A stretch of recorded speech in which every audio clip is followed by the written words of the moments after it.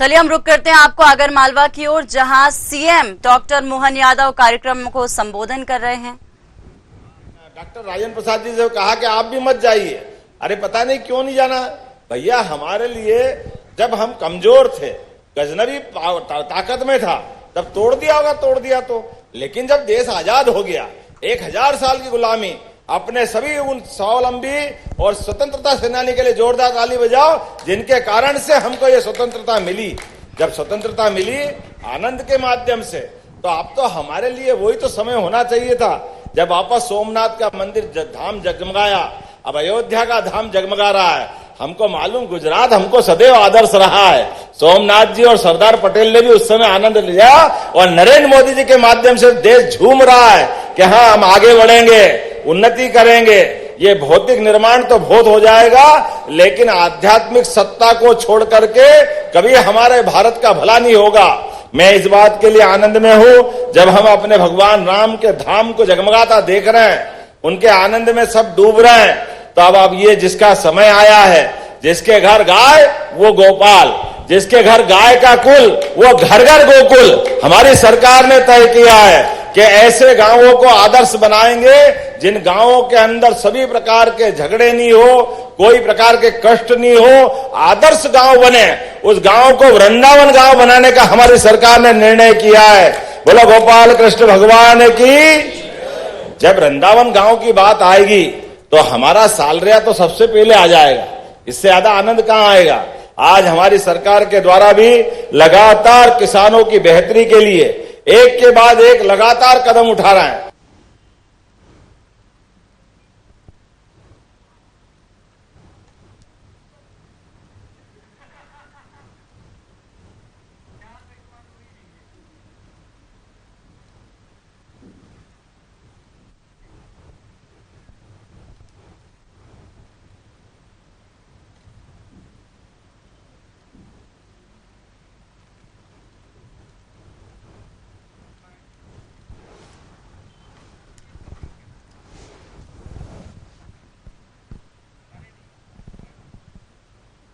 सबके जीवन की बेहतरी के लिए सरकार काम कर रही।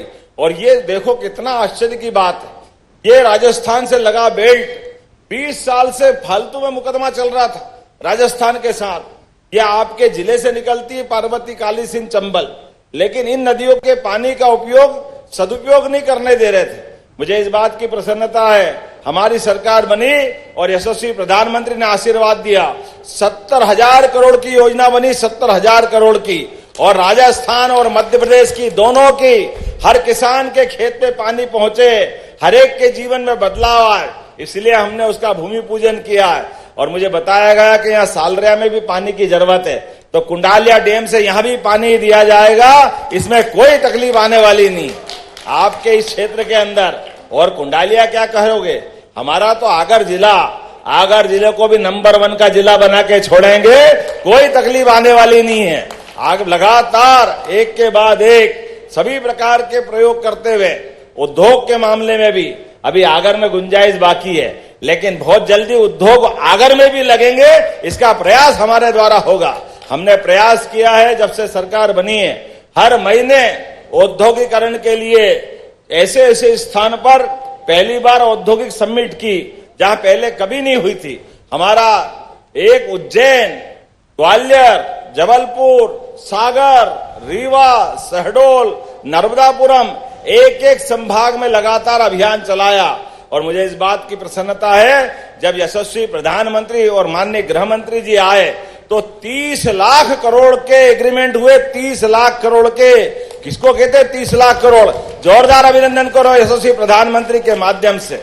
जब हम अपना उधर औद्योगिकरण की बात करते हैं तो हम अपनी जड़ों को कैसे छोड़ सकते हैं, गोमाता को कैसे भूल सकते हैं, गोपाल कृष्ण को कैसे भूल सकते हैं। हमें गर्व है, हाँ कोई कहे ना कहे, हम डंके की चोट कहेंगे, हम राम कृष्ण की सनातन संस्कृति को मानने वाले लोग हैं। दुनिया की कोई ताकत हमको नहीं रोक सकती है। जब गोपाल कृष्ण की बात करते हैं तो गोपाल जैसे बोलते हैं, भगवान को किसी नाम से बुलाओ या मत बुलाओ, लेकिन उनको एक नाम जीवन भर पसंद आता है, वो नाम है गोपाल।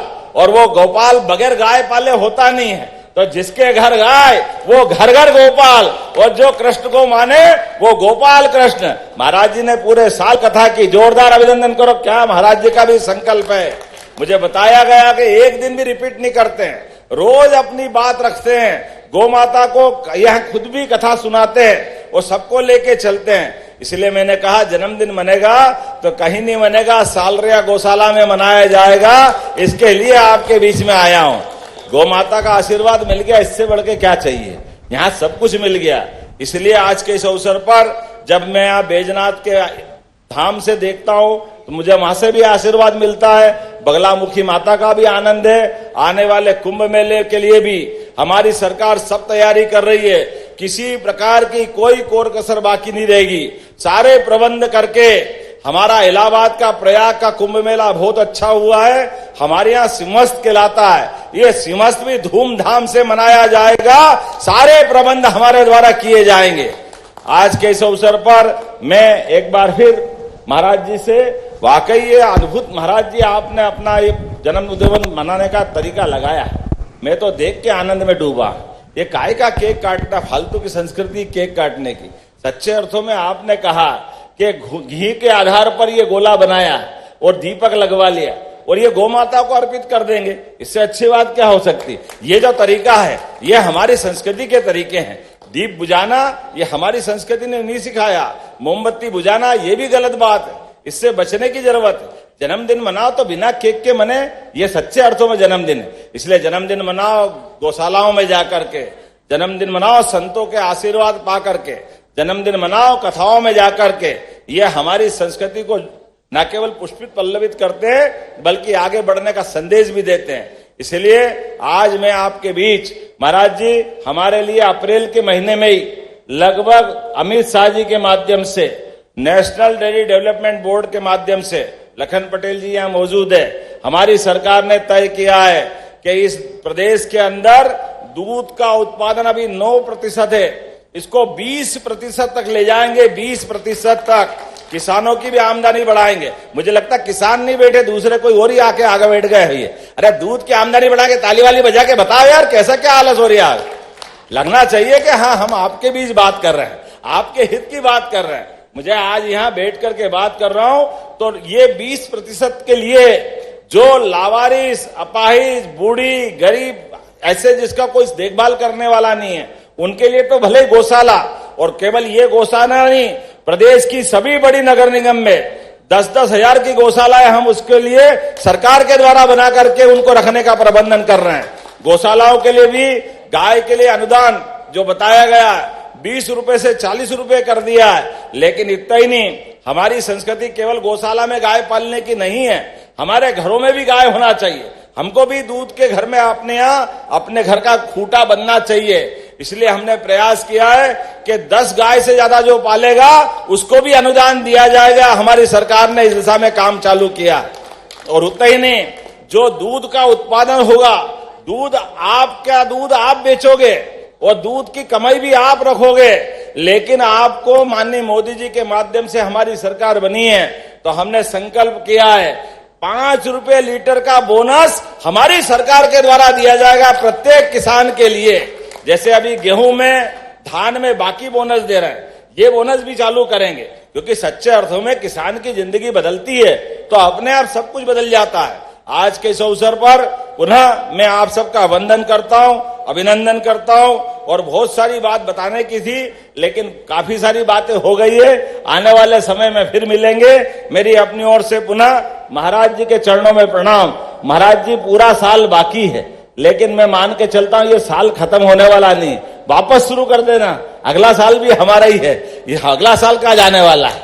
2082 विक्रम संवत, सिद्धार्थ नाम का संवत। यह सिद्धार्थ नाम का संवत सबके लिए मंगलमय हो। मेरी अपनी ओर से आप सबको शुभकामना, बधाई, बहुत बहुत धन्यवाद। भारत माता की जय।